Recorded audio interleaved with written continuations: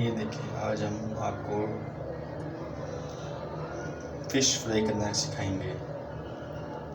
अस्सलामुअलैकुम व्यूअर्स, आज हम आपको फ़िश फ्राई करने का नहायत ही आसान तरीका सिखाएंगे।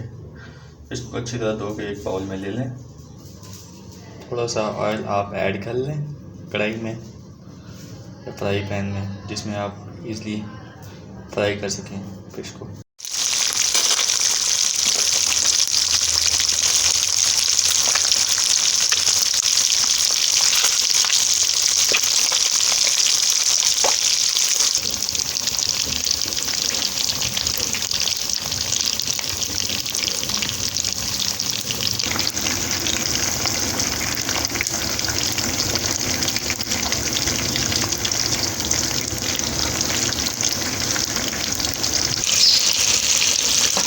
जब आपकी फ़िश ऐसे ब्राउन हो जाए, ये नज़र आ रही है, आगे भी खाते हैं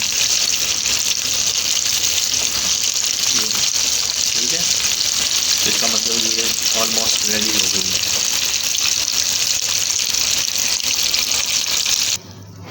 ये देखिए, गर्मा गर्म फ़िश तैयार है। ब्राउन कलर की क्रिस्पी हो जाए जब, तो ये खाने के लिए बिल्कुल रेडी होती है।